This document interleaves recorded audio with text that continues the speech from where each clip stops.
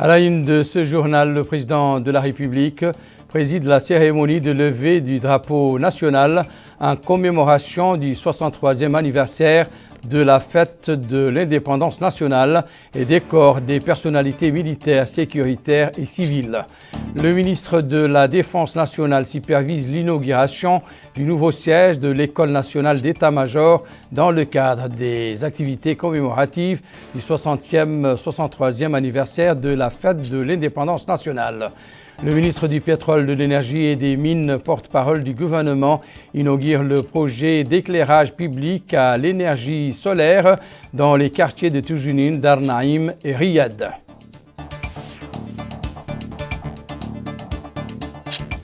Mesdames, Messieurs, bonsoir, bonne fête et bienvenue à cette édition du journal. Avant de passer au développement des titres, je joins ma voix à celle de la rédaction du journal pour souhaiter une heureuse fête d'indépendance au peuple mauritanien. Je vous le disais dans les titres, le président de la République, Mohamed Ould Cheikh Ghazouani, a présidé ce matin au palais présidentiel à Nouakchott la cérémonie de levée des couleurs, une cérémonie qui s'est déroulée en présence du Premier ministre Mohamed Bilal Mes'oud. Retour sur les temps forts de la cérémonie avec Yehdali Fall. La cérémonie s'est déroulée en présence du Premier ministre, M. Mohamed Ould Bilal Mes'oud, du président de l'Assemblée nationale, M. Mohamed Bambameguet, du président du Conseil constitutionnel, M. Diallo Mamadou Bacha, du chef de file de l'opposition démocratique, M. Hamadi Sidel Mokhtar, du chef d'état-major particulier du président de la République, l'amiral Selkou Ould Cheikh El-Weli, du Wali de Nouakchott-Ouest, la présidente du conseil régional de Nouakchott. Le président de la République, accompagné du ministre de la Défense nationale, M.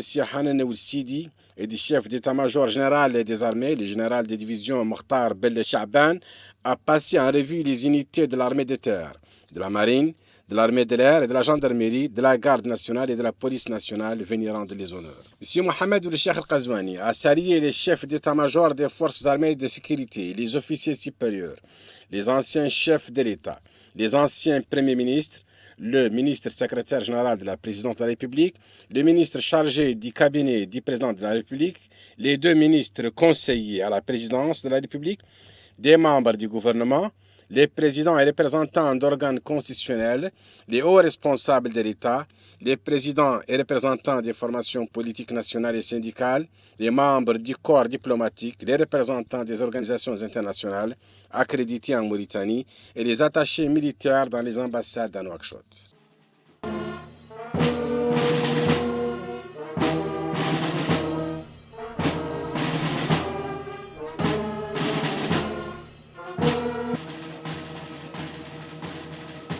Le président de la République, M. Mohamed Ould Cheikh Ghazouani, a décoré les personnalités suivantes dans le cadre des festivités commémoratives du 63e anniversaire de l'indépendance nationale.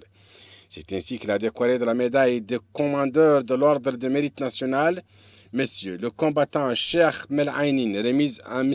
Mrabbi Rabou Bounen, général de brigade Habibullah Neha Ahmedou, adjoint chef d'état-major général des armées.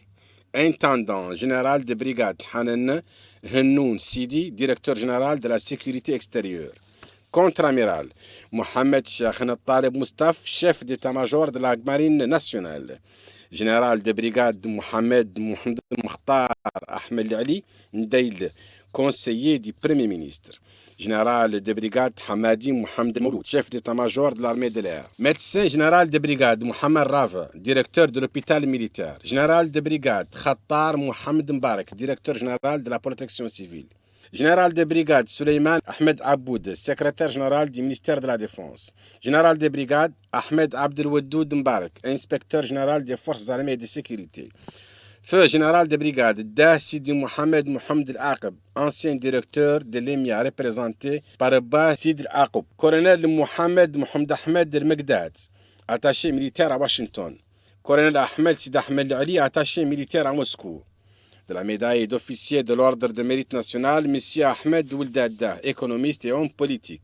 M. Boubacar Mes'oud, militant associatif et homme politique mauritanien. Feu Mohamed Yahya Bredili, ancien ministre représenté par Mohamed Fadel El-Mouti. Feu Khan Yahya, ancien député représenté par le député Hafsa Toukan. Colonel Salim Vadi Selimou Maham, attaché militaire à Madrid. Colonel Mohamed El Mokhtar Ahmed El Kehel, attaché militaire à Addis Abeba. Colonel Nessouvi Ibrahim, attaché militaire à Ankara. Intendant, colonel Alidah Mohamed El Mokhtar Salim, directeur établissement de confection d'habillement. Colonel Mohamed El Mustafa Yuba, commandant LMN. Colonel Mohamed El Mokhtar Mohamed Lemin, commandant SCRGM. Colonel Sidibé Mohamed Doussou, commandant bataillon de commandement et de service. Colonel Sidi Mohamed Hamadi, directeur des relations extérieures. Colonel Moulay Ahmed Sidi Mohamed Bachir, chef 3e bureau de la garde nationale. Monsieur Sidi Ali Benav, administrateur, directeur général de la NRPTITS. Monsieur Hassan Ould Ahmed, directeur général du protocole d'État. Monsieur Bamadine, ancien secrétaire général de l'OMVS. Feu Sidi Islam Amarchain, ancien directeur au ministère de l'Intérieur représenté par Selami Sidi Amarchain. Commissaire divisionnaire Al-Qassim Sidi Mohamed, commissaire de police à la retraite. De la médaille de chevalier de l'ordre de mérite national, M. Liessa Ould Soued Ahmed, ancien cadi. M. Haïmed Delemin El Mustafa, vice-président de la Cour suprême. M. Sidi Mohamed Meimou, procureur général près la Cour suprême. M. Hamoud Ould Mohamed, délégué général de Ta'azour. Intendant colonel Maka Adama Kamara, directeur général de la santé des forces armées. Intendant colonel Mustafa Tayyib Elimine, trésorier général de l'état-major général des armées. Colonel Talib Vali Abdelkader, adjoint commandant DRSM. Colonel Selmou Hameni Ibrahim, adjoint commandant 3e région militaire. Colonel Mohamed Mahmoud Mohamed El-Hafid Mohamed Boune, chef d'arrondissement Nouamkar. Intendant colonel Ousmane Ben Yoroba, conseiller chef d'état-major général des armées. Ingénieur, lieutenant-colonel Sayyidina Ali Mohamed El Mokhtar El Haj Ahmed, conseiller chef d'état-major de la gendarmerie nationale. Lieutenant-colonel Cheikh Melainin Mohamed Vadel, commandant quartier maritime Sud Garde-Côte. Lieutenant-colonel Deballahi El Khalil Abdel Fattah, chef centre opérationnel du GGSR. Lieutenant-colonel Sidi Mohamed Mohamed Abdi, commandant bataillon transarmé. Lieutenant-colonel Mohamed Abdelrahman Diakiti, officier administration force spéciale. Lieutenant-colonel Mamadou Hamadi Diop, chef cellule CPCO. Lieutenant-colonel Mohamed Abdelrahman Siddiq, chef section. Feu commandant Ba Mamadou Khalidou, chef service à l'imprimerie armée représenté par frère Bassaïdou Samba. Commandant Cheikh Mohamedou Medena, officier. Monsieur Massar Abdoulaye Sissako, ambassadeur, directeur général de l'appui et des services transversaux. Monsieur Mohamed Ahmed Abdad Sidi Cheikh, expert cartographie à la primature. Commissaire divisionnaire Mohamed Sherif Mohamed L'Imam El Qarabi, commissaire de police à la retraite. Commissaire divisionnaire Mohamed Abdallah Talb Ahmed Tolba, directeur des renseignements à la direction générale de la sûreté nationale. Officier de police Mekfoule Mohamed El Hadrami L'Imam, chef service formation au DRH de la Direction générale de la Sûreté nationale. Inspecteur principal, Suleiman Yahya Amar Aynan, directeur des ressources humaines et des moyens à la Direction générale des douanes. Inspecteur central, Cheikh Ahmed Mohamed Mohamedek, inspecteur central des douanes. Lieutenant Lassana Mamadou Traoré, directeur régional de la protection civile à Nouakchott-Ouest. De la médaille de l'ordre de la reconnaissance nationale, Monsieur Sidi Mohamed Sidi Ould Habib, chargé des missions au ministère de l'Éducation nationale. Madame Zainab Abdallahi Messoud, Hakam d'Iksar. Médecin, commandant Jemile Cheikh Mohamed Salembouk, chef service à l'hôpital militaire. Adjudant Mohamed Lemine Voknash, assistant direction générale et protocole d'État à la présidence. Batne Urwata Abdallahi, directeur régional de l'éducation nationale à la Saba. Monsieur Mohamed Sidi Ali, directeur des opérations urbaines. Sage-femme Aminatou El Mouna Elimine Ahmed, infirmière au centre de santé de Guérou. Monsieur Sidi Louley Dendeni, artiste mauritanien. Madame Awa Djibril Djimera, artiste mauritanienne. De la médaille d'honneur de première classe, adjudant-chef Khatra Brahim Ndari, commandant de brigade de gendarmerie maritime à Nouakchott. Adjudant-chef Ahmed Amme Mohamed Sidi Ali, mécanicien d'avion à l'état-major de l'air. Madame Fatou Sal Dieng, chef service approvisionnement à la Société mauritanienne des hydrocarbures. Monsieur Siley Abdoul Mbar, ouvrier spécialisé de la santé. De la médaille d'honneur de deuxième classe, sergent Omar Ismail Assi, chef de groupe au CETAM de l'armée nationale.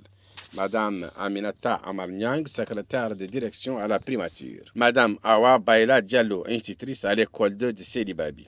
De la médaille d'honneur 3e classe, Caporal Ahmed Mohamed Abdallah Hamadi, chef de groupe au groupement de la sécurité présidentielle.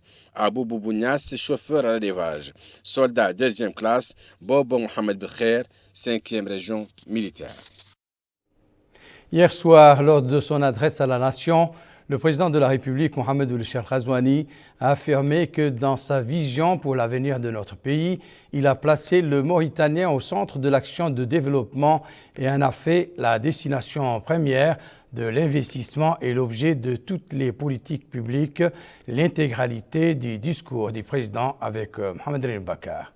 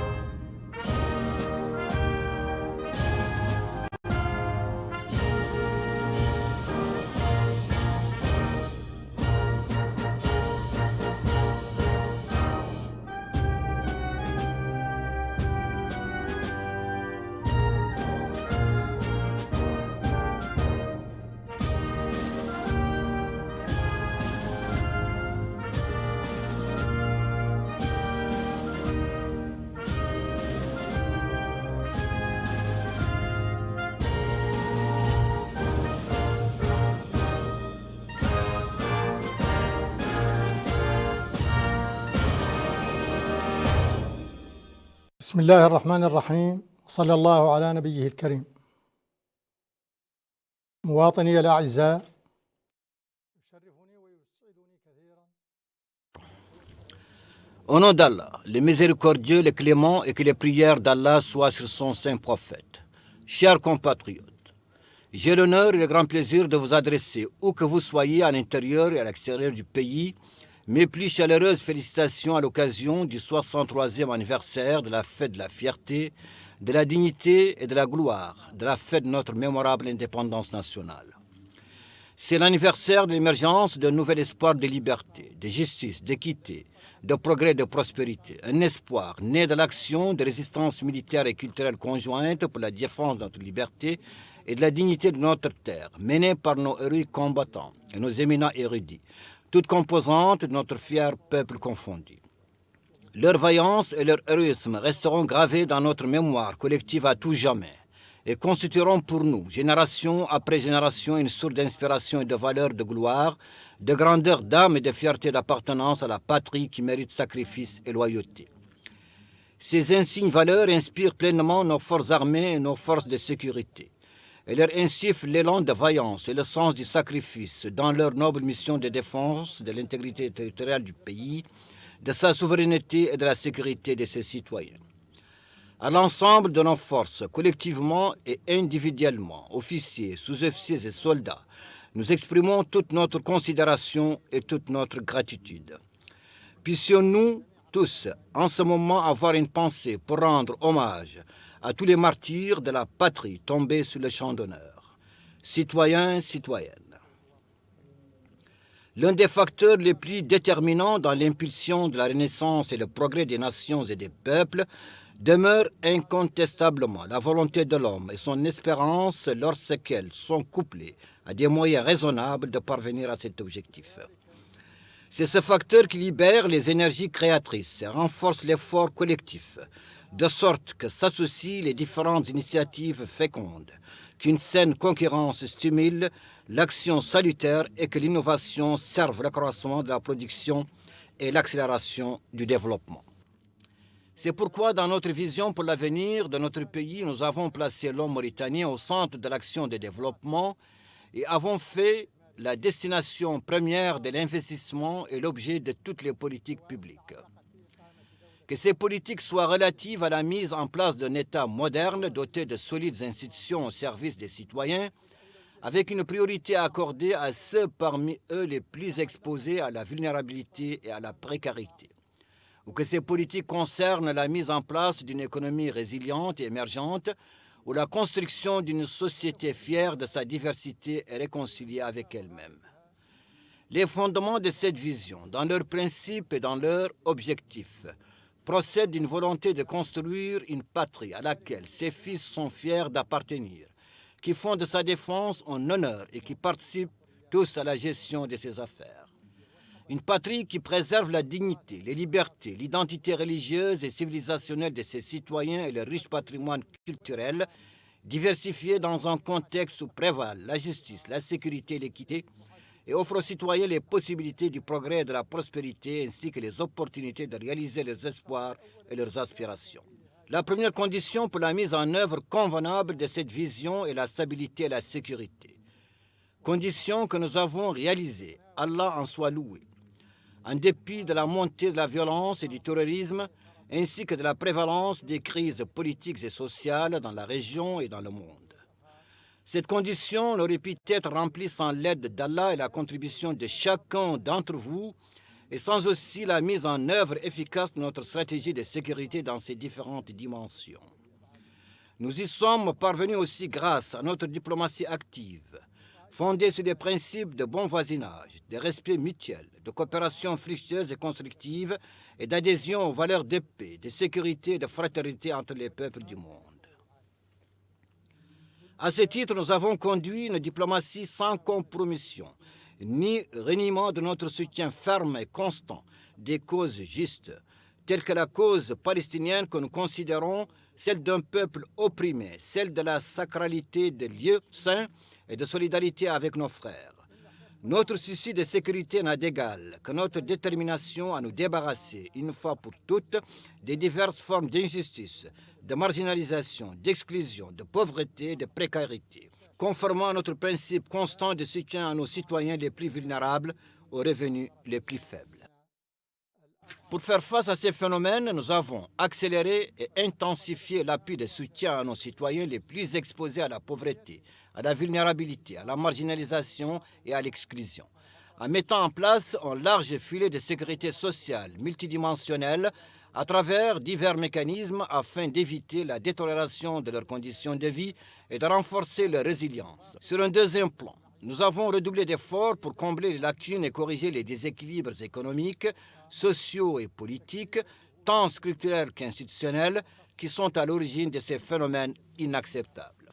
Malgré les graves crises qui ont traversé le monde, secoué les économies et remis en cause les projets et les plans de développement dans tous les pays, y compris les plus développés et les plus nantis, nous avons pu obtenir sur ces deux plans des résultats très significatifs.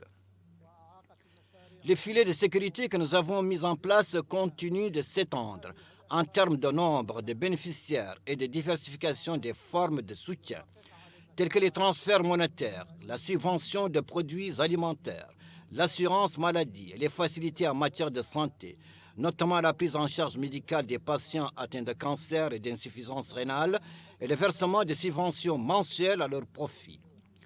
Au cours des 4 dernières années, le coût des dépenses sociales s'est élevé à environ 623 milliards d'euros.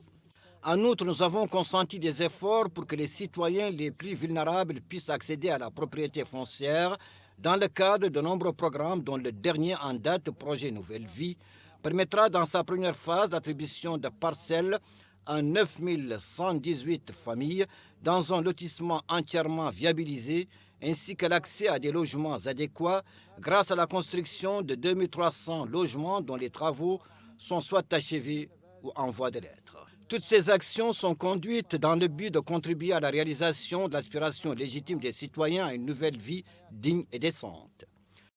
La mise en place d'un système de protection sociale complet et efficace, malgré les grandes réalisations accomplies, exige encore beaucoup d'efforts.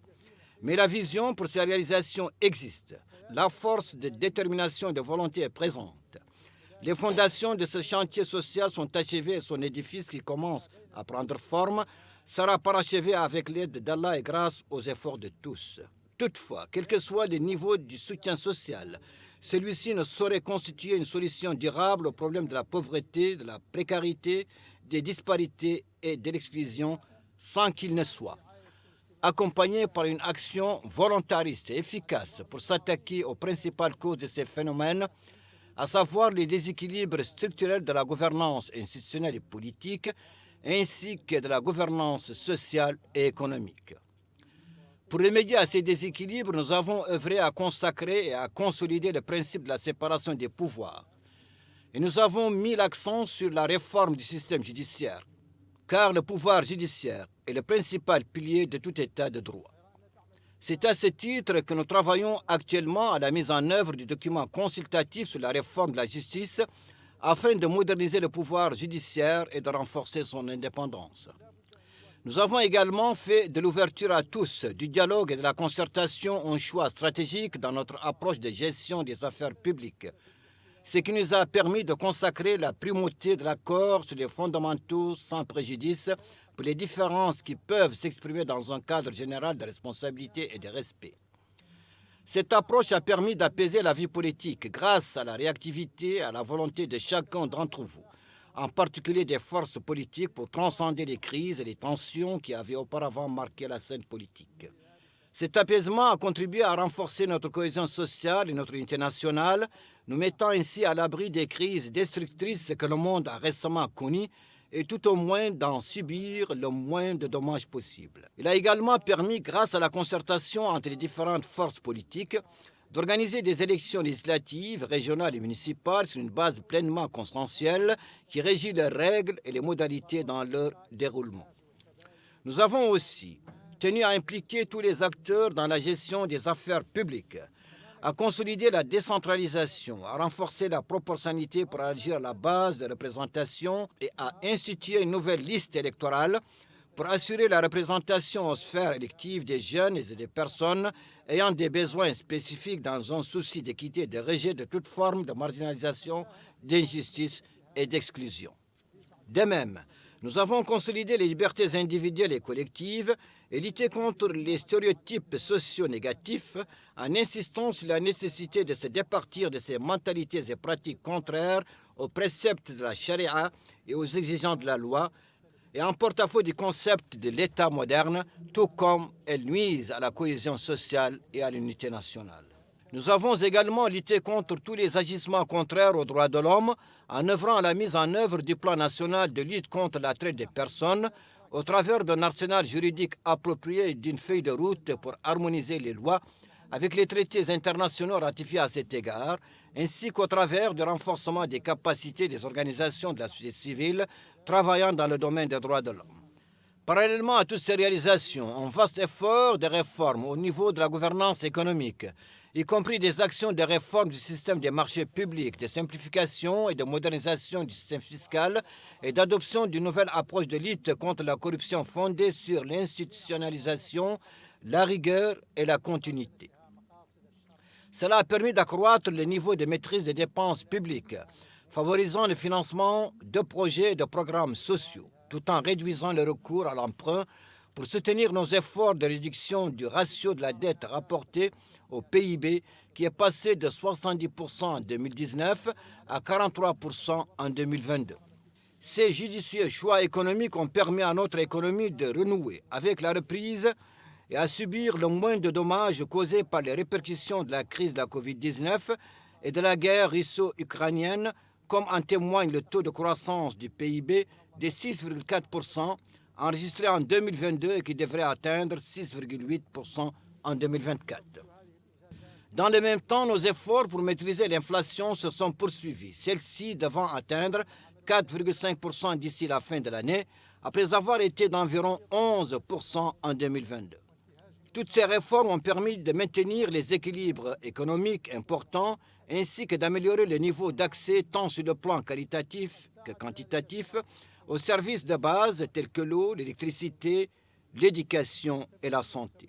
L'accès à l'eau potable a atteint 72,33%. Les travaux ont progressé sur d'importants projets dont on peut citer sans être exhaustif le projet d'extension du réseau de distribution dans plusieurs zones des Muqata'a d'Arafat, de Toujounine, de Riyad et d'Elmina, la deuxième phase du projet d'approvisionnement en eau potable d'Afnout Sharqi, le projet d'approvisionnement de la ville de Walata en eau potable à partir du Dhar, le projet d'approvisionnement des villes d'Ayoun et de Digueni à partir du Dhar, le projet d'approvisionnement en eau potable de la ville de Kifa et de ses zones voisines à partir de l'eau du fleuve, la recherche de solutions définitives au problème de l'eau à Nouadhibou à partir de Boule Noire et des usines de dessalement de l'eau de mer, la réalisation de l'étude d'un projet visant à fournir de l'eau à 156 villages et communautés situés entre Bogué et El Khair à partir du fleuve et dont les travaux débuteront bientôt. De même, pour la première fois depuis l'indépendance du pays, le gouvernement s'attelle actuellement au lancement d'un projet d'assainissement de grande envergure dans la ville de Nouakchott. Par ailleurs, le taux d'accès à l'électricité a atteint 91,8% dans les zones urbaines et 56% sur l'ensemble du territoire national, au moment où plusieurs projets structurants sont mis en œuvre pour l'améliorer. C'est ainsi que les projets suivants ont été achevés. Le projet d'électrification rurale dans la région orientale d'Aftout, qui couvrira le triangle Sili-Babi-Mongel-Mbout. Le projet de centrale éolienne de 100 MW à Boule Noire, déjà mis en exploitation. L'installation du deuxième circuit sur la ligne Nouakchott-Nouadhibou, le projet d'électrification de 22 villages de la wilaya du Trarza, le projet de la ligne 225 kV entre Nouakchott et Kermassen. À noter aussi l'avancement des travaux du projet de renforcement des centrales électriques dans 50 Mouqata. Les travaux sont en cours au niveau du projet d'extension des réseaux d'une longueur de 3000 km dans les wilayas du Trarza, Brakna, du Gorgol et du Guidimacha, du projet d'électrification des zones à capacités agricoles et pastorales dans les wilayas des Dohod et de l'Assaba à travers la construction de stations hybrides et de réseaux de distribution isolés, du projet d'électrification de 46 villages dans les wilayas du Brakna et du Trarza. Les travaux du projet de boucle du réseau moyenne tension sur la ligne Kaïdi, Liksaïba, Mbout, Selibabi, Bedjam, Diagili, Gouraï, Magama, Kaïdi débuteront prochainement. Nous mobilisons également des ressources pour la construction d'une ligne à haute tension reliée Nouakchott à Nema, qui formera une nouvelle ligne d'espoir électrique. Une feuille de route pour le développement de l'hydrogène vert est également en cours d'achèvement. Par ailleurs, l'accès aux services éducatifs s'est amélioré, tant sur le plan qualitatif que quantitatif, grâce à une augmentation du nombre d'enseignants de 79% par rapport à 2019, à l'extension des infrastructures scolaires à travers la construction de 3600 salles de classe et à une augmentation du nombre de cantines scolaires de 140%, faisant passer le nombre d'écoles avec cantine de 512 écoles en 2019 à 1379 écoles en 2023. Toutes ces améliorations ont été réalisées dans le cadre d'une réforme globale et profonde de notre système éducatif, marquée par le lancement l'année dernière du projet de l'école républicaine permettant à nos enfants de bénéficier dans des conditions égales d'un service éducatif efficace qui qualifie nos jeunes pour s'engager activement et efficacement dans la vie professionnelle. La jeunesse est la force de l'ambition, l'espoir et l'énergie créatrice de la nation. C'est pourquoi nous n'avons ménagé aucun effort pour lui permettre de jouer son rôle d'authentique acteur du développement. C'est pourquoi nous avons et continuons à œuvrer à renforcer sa présence dans les différents cercles décisionnels. En plus de la formation, de la qualification et de l'accès à la vie professionnelle active, nous avons soutenu la formation professionnelle et développé les centres et instituts dont nous avons accru le nombre, ainsi que les établissements professionnels supérieurs tels que l'École supérieure de commerce, l'Institut supérieur de la numérisation, l'École de formation professionnelle et technique dans les domaines de l'énergie, du pétrole et du gaz. Un nouveau complexe universitaire d'une capacité de 11 000 étudiants a été édifié et des travaux sont en cours pour la construction à Toujounine d'une université pour les disciplines scientifiques avec le concours de l'État frère des Émirats arabes unis, qu'il soit ici remercié. Nous avons également intensifié la création d'emplois et le financement de projets générateurs de revenus. Pour la seule année en cours, nous avons pu former et qualifier 11 000 jeunes issus d'une formation initiale et assurer la formation continue pour environ 8 500 jeunes. En outre, l'infrastructure sanitaire a été développée, y compris les hôpitaux, les centres de santé et les points de santé, avec l'achèvement des travaux de construction et d'équipement de 2 hôpitaux régionaux, chacun d'une capacité de 150 lits à Attar et Sidi Babi, et l'avancement des travaux dans 3 hôpitaux régionaux à Ayoun, Aleg et Tijigja, et l'achèvement des travaux d'agrandissement et d'équipement du centre médical des spécialités. Par ailleurs, les efforts ont été axés sur la formation et la mise à niveau du personnel de santé et assurer la disponibilité des fournitures médicales ainsi que les médicaments. Aussi, les services de la Caisse sanitaire de solidarité destinés au secteur informel ont été lancés. Étant donné que le développement de tous les services de base nécessite des infrastructures routières modernes, nous avons fourni de grands efforts dans ce domaine qui a permis l'achèvement de plus de 700 km de routes bitumées et l'avancement de nombreux autres projets d'infrastructures. C'est ainsi que les travaux progressent sur la route Tijigja-Oulienje et les travaux sur les routes Attar-Shingiti et Sawata-Mongel-Barkewal débuteront dans les semaines et les mois à venir. Un grand projet d'amélioration de la fluidité des transports urbains était également lancé à Nouakchott. Les travaux du pont de Bamako seront achevés avant la fin de l'année, et ceux des ponts à Haïsaken, Madrid et Rosso le seront avant la fin de l'année 2024.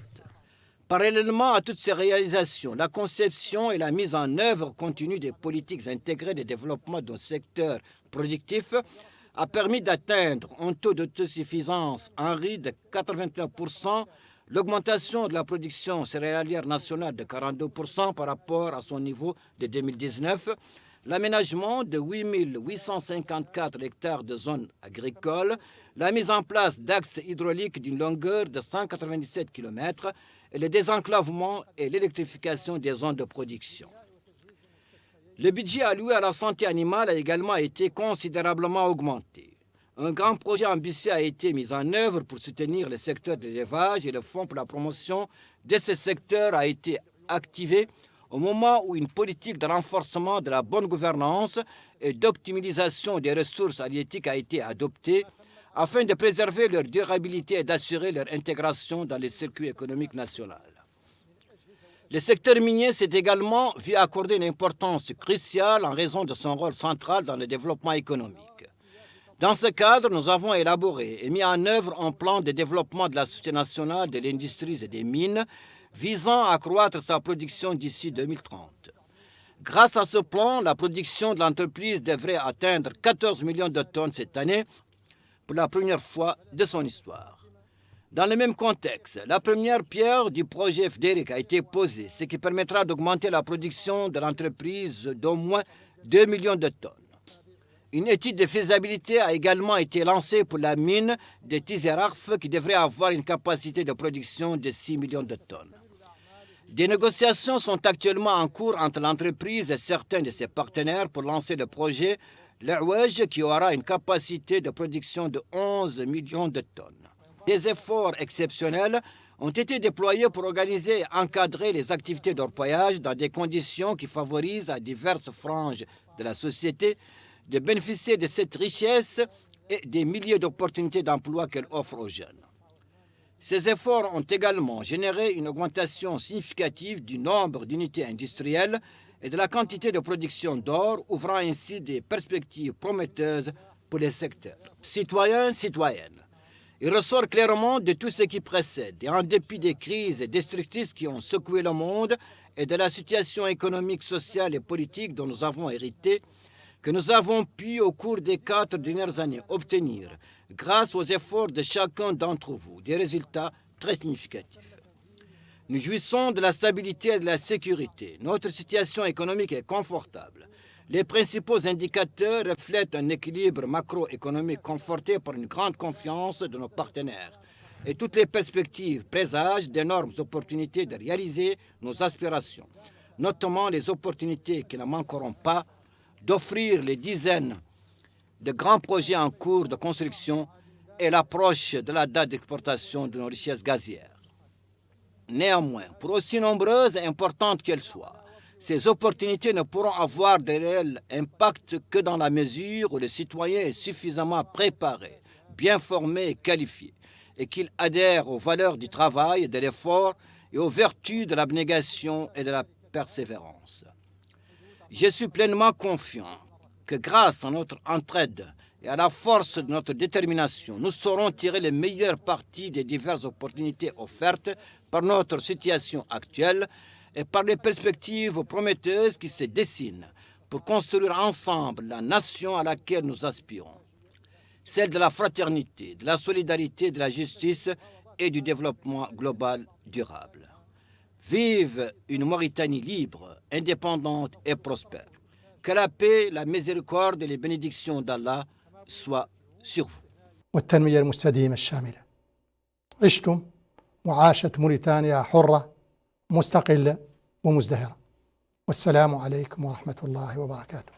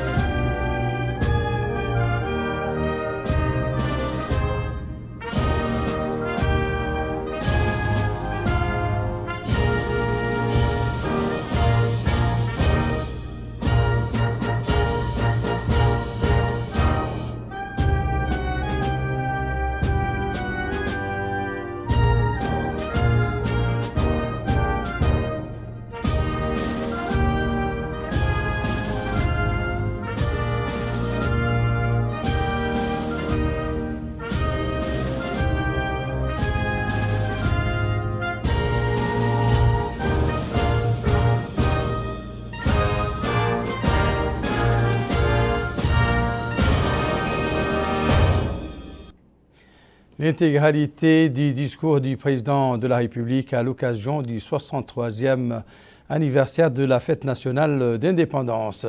La présidence de la République a publié à l'occasion du 63e anniversaire de l'indépendance nationale un décret portant libération de 193 prisonniers de droit commun, objet de condamnation définitive, bénéficiant de remise de peine.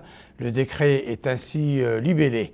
La présidence de la République déclare qu'à l'occasion du 63e anniversaire de la fête de l'indépendance nationale et conformément aux dispositions de l'article 37 de la Constitution, le président de la République a promulgué un décret réduisant la durée d'1 an de la peine privative de liberté de 193 détenus de droit commun condamnés à des peines définitives qui bénéficieront de cette remise de peine. Sont exclus de cette mesure les personnes condamnées pour des infractions liées au meurtre, au terrorisme, au viol, à la traite des êtres humains et à l'esclavage, au trafic illicite de migrants, à l'incitation à la haine et à la discrimination, au détournement et à la dilapidation de fonds publics, à la contrefaçon de monnaie, au transport, à l'importation, à l'exportation, à l'achat, à la vente, au courtage ou à la contrebande de drogue à haut risque. Le ministre de la Défense nationale, M. Hanan Ould-Sidi, a inauguré aujourd'hui le nouveau siège de l'École nationale d'état-major. Le nouvel édifice est composé de 2 étages, d'un bureau pour le commandant de l'école, d'un bureau pour le directeur adjoint et d'autres bureaux administratifs, techniques et financiers. Compte rendu Mohamed Khattat.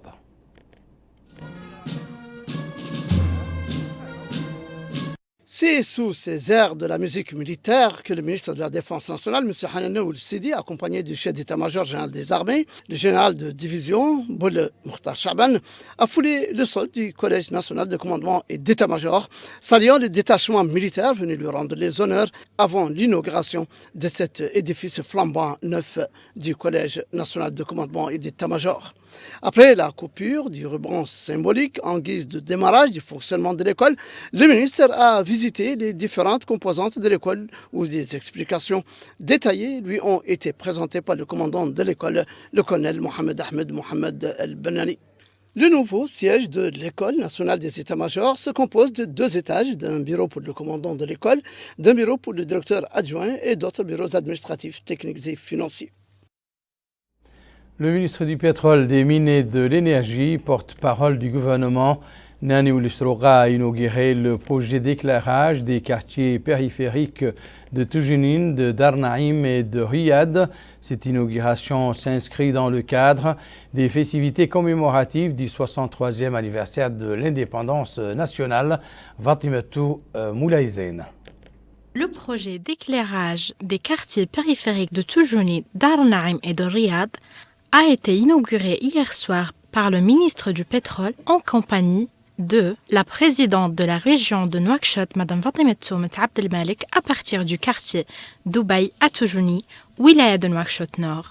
Cette inauguration, le projet d'éclairage public financé par l'Union européenne et mis en œuvre par la région de Nouakchott en partenariat avec l'Agence espagnole de coopération, bénéficie à certains quartiers périphériques de Toujouni, de Dar Naïm et de Riyad. Dans un discours prononcé à l'occasion de la cérémonie d'inauguration du projet, la présidente de la région de Nouakchott a déclaré qu'en l'espace d'une semaine, la région a lancé de nombreuses activités différentes, y compris différents secteurs de services dans le domaine de l'éducation, des infrastructures et des transports urbains. La cérémonie d'inauguration s'est déroulée en présence du Wali de Nouakchott Nord, du Hakem de Toujouni, du directeur général de la compagnie mauritanienne d'électricité et d'élus locaux.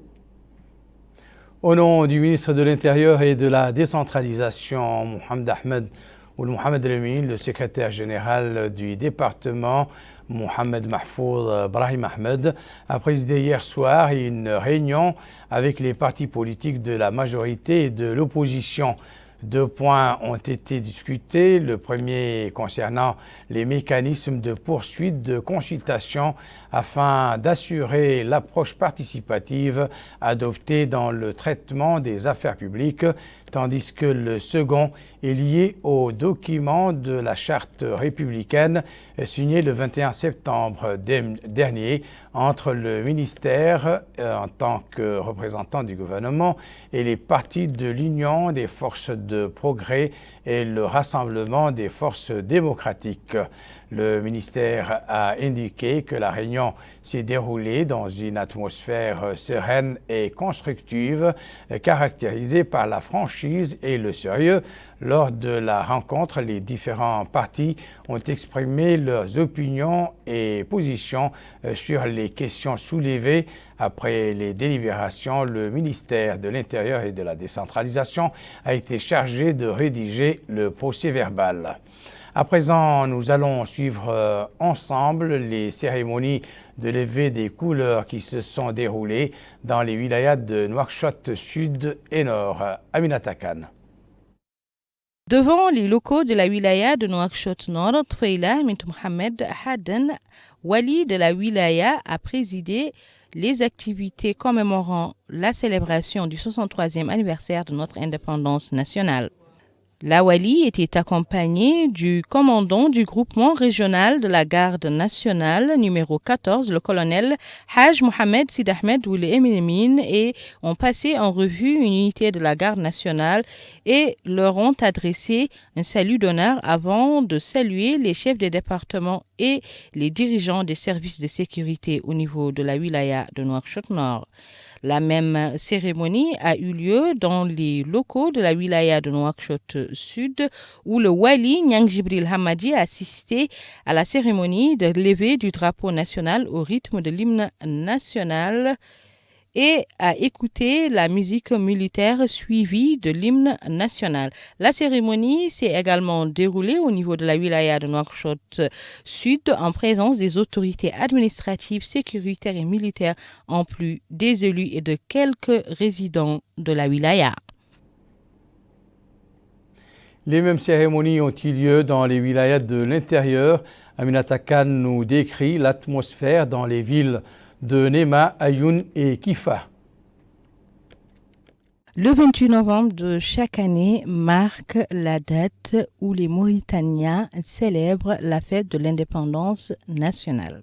À Nema, capitale de la wilaya du Hod Sharqi, c'est le wali de la wilaya, Isselmou Oul Sidi, qui a supervisé en présence du commandant de la 5e région militaire, Abdallahi Sidi Elemine, la cérémonie officielle de levée du drapeau national au rythme de l'hymne national avant de passer en revue une unité de la garde venue lui rendre les honneurs.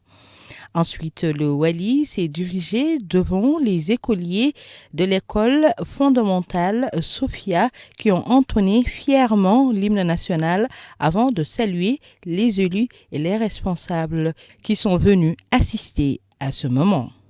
À Ayoun, c'est la même ambiance et la même ferveur qui prévalait et c'est le wali Momodou Ahmed Kelly qui a présidé la cérémonie de levée des couleurs avec une présence des citoyens venus dès les premières heures de la journée. Le wali était accompagné du commandant du 52e bataillon, le lieutenant-colonel Mohamed Mahmoud Lebat Varjo. Ils ont passé en revue les unités de l'armée et de la garde nationale avant de saluer les élus, les chefs des départements et des responsables des forces armées et de sécurité au niveau de la wilaya. Enfin, à Kifa, le wali Abdelrahman Ould Hassan a lui aussi présidé comme ses homologues les activités de levée du drapeau national. Ils étaient accompagnés du colonel Ali El-Ghailani, commandant de l'école nationale des sous-officiers, et ont tous les deux passé en revue les détachements de l'armée avant de saluer les citoyens venus commémorer avec eux cette importante fête. C'est le cas également pour les villes de Kaïdi, Aleg et Rosso, où les cérémonies ont été marquées par la présence des citoyens. Moussa Ndiaye.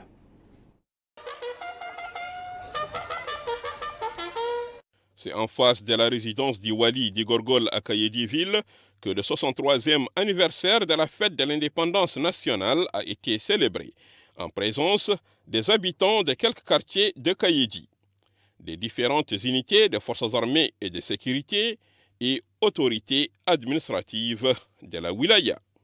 M. Ahmed Oulsidabba, wali d'Igorgol, à cette occasion, passé en revue les différentes unités de forces armées en compagnie du commandant du 72e bataillon de l'armée nationale.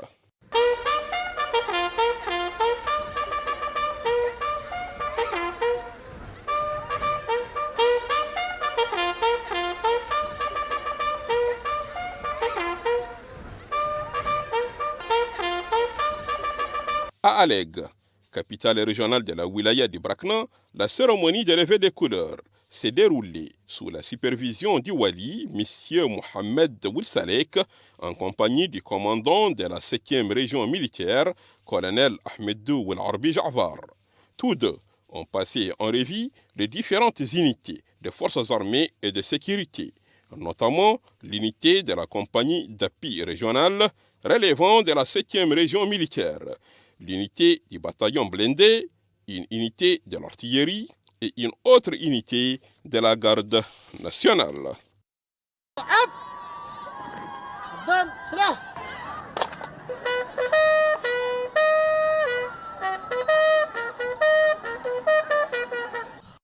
À Rosso, capitale régionale de la wilaya d'Itrarza, et précisément à l'école de garde nationale, ont participé à la cérémonie de levée des couleurs pour célébrer le 63e anniversaire de la fête de l'indépendance nationale.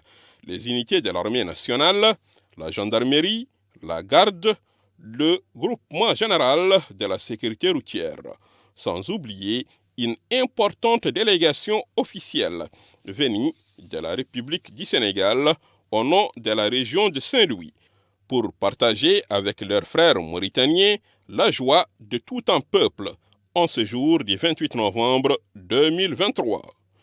Il est à noter que la présence à Rosso, Mauritanie, capitale régionale de la wilaya d'Itrarza, de M. Alioune Badara Samba, gouverneur de Saint-Louis, et sa délégation officielle pour assister à la cérémonie de levée des couleurs dans le cadre de la fête nationale du 28 novembre prouve que la République islamique de Mauritanie et la République du Sénégal sont deux États et un seul peuple. Les walis de l'Adrar, de Dakhlet Nouadhibou et du Tagan ont présidé la commémoration au niveau de leurs wilayas respectives, un compte-rendu de Mohamed Khattat. À Attar, les populations ont convergé vers la place de l'indépendance où se déroulent les festivités de commémoration du 63e anniversaire de l'indépendance nationale.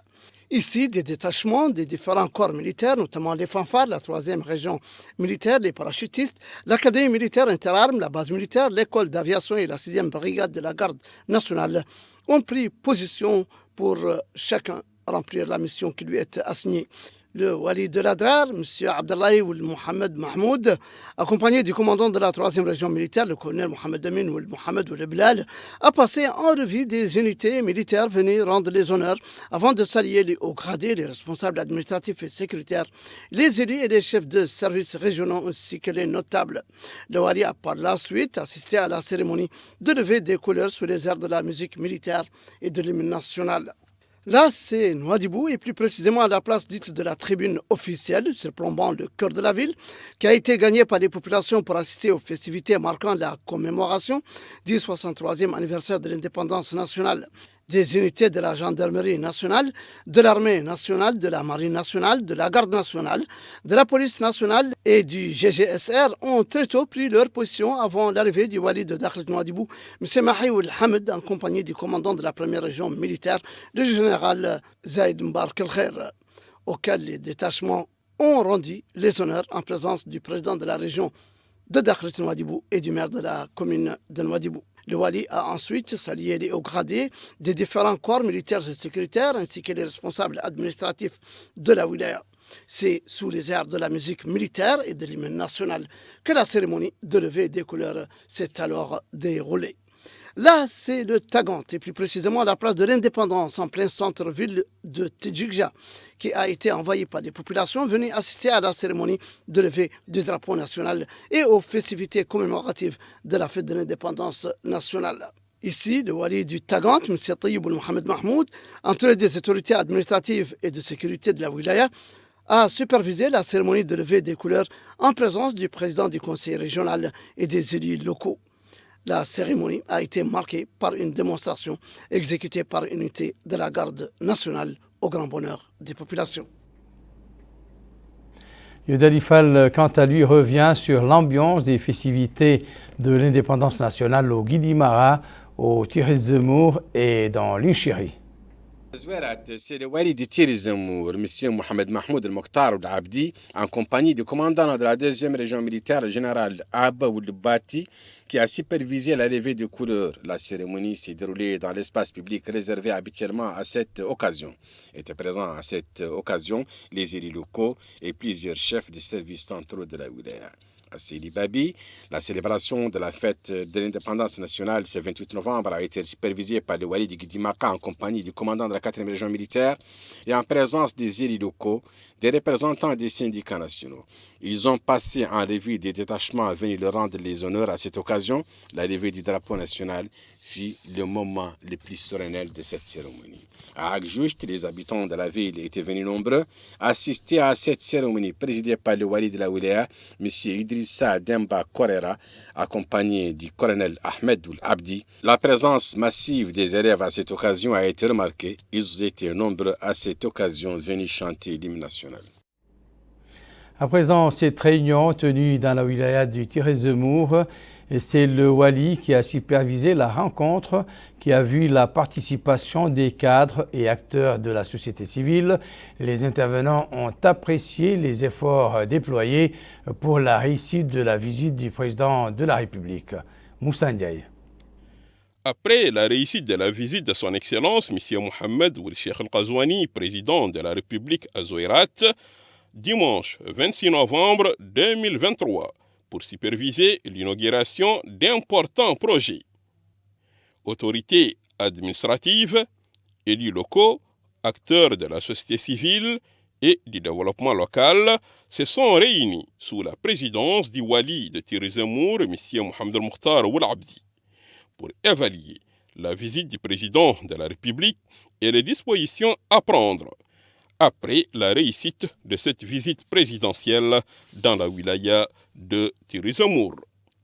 Dans sa déclaration, le wali de Tirizimour a remercié tous ceux qui ont consacré leur temps pour la réussite de la visite de travail et d'orientation de son Excellence M. Mohamed Ould Cheikh Al Ghazouani à Zouérat. Dans leurs interventions, certains opérateurs économiques, notamment dans le domaine de mines et ta'din, ont décidé de contribuer au renforcement de l'école républicaine avec une enveloppe financière de 10 millions d'ouguiyas comme appui au secteur de l'enseignement à Zouérat. D'autres ont pris la parole pour déclarer que désormais, ils contribueront sans faille au projet et programme de développement de son Excellence M. Mohamed Ould Cheikh Al Ghazouani pour ses efforts et actions, disent-ils, dont l'objectif est de faire la Mauritanie un pays stable dans un climat de fraternité et de lutte contre le sous-développement. Sur ces images, désormais, à Zouérat, dans la wilaya de Tirizimour et dans toute la zone, les habitants se sont regroupés pour reconnaître les réalisations des hautes autorités du pays pour leur bonheur. Au Trarza, une délégation conjointe des autorités régionales militaires et sécuritaires et des élus locaux de la wilaya et de Saint-Louis au Sénégal a effectué ce matin une visite d'inspection du projet du pont de Rosso. La délégation a pu constater l'état d'avancement des travaux ainsi que les efforts déployés pour achever les travaux dans les délais impartis.